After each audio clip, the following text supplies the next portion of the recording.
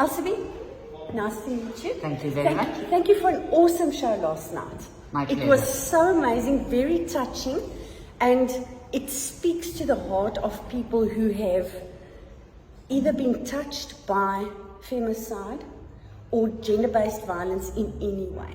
Mm-hmm. And it's very close to Michelle and I, to our hearts, and to the project that we've got going in England. Mm-hmm. So we are going to join Joshua's program. We're going to stay in touch with him, and we're going to stick to this thing like glue. Cool. So, but I've just got 3 questions to ask you. So first of all, what made you decide to stand up for those who've experienced gender-based violence and femicide? What made you decide to do this show? I can't say that there was a specific reason or anything. I'm a cabaret artist. My job is to deliver social, economical, political commentary. Okay. So it's a message.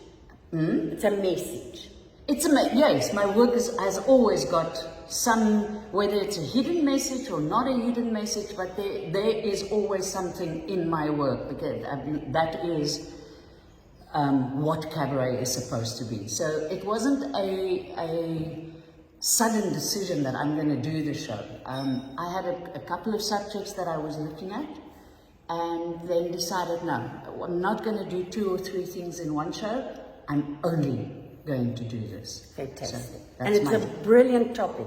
You handled it fantastically. So I honestly recommend it to anybody. It's not an easy subject, but it definitely opens the conversation. When we left here last night, the 3 of us, that's all we spoke about. So that's good. Definitely. Because that is the most important thing, is that it should be spoken about. Yeah. That is the most important. Definitely.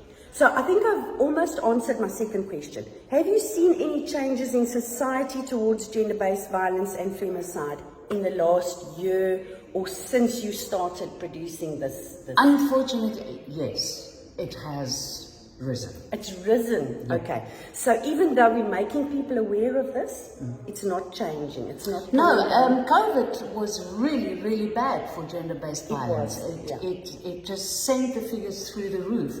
And it hasn't really come down after COVID. So, yes, that's why I'm doing it. We need to talk. Thank you.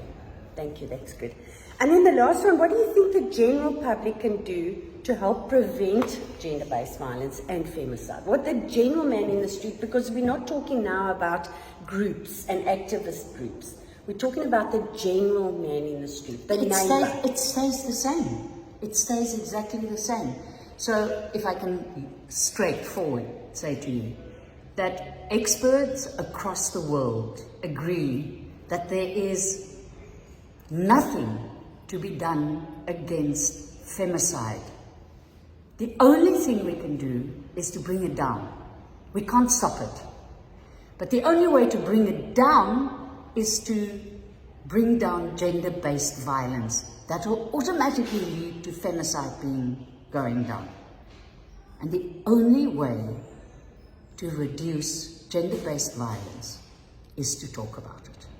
And that's not necessarily me standing on a stage talking about it, or a presenter on TV talking about it. It is exactly the neighbor talking about it. Everybody. Talking to the woman who isn't talking. Or talking to the other neighbors and say, do you also hear? Do you also suspect? So that something can be done. Because very often women are so caught up in that situation that they cannot speak.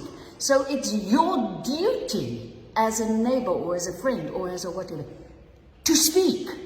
You don't necessarily have to speak to the police. But you have to speak to that person. You have to help her. You have to help her to make the decision to get away. Speak. Open the conversation. Yep. Thank you. Pleasure. Thanks, Elzabe. Cheers, everyone. Bye.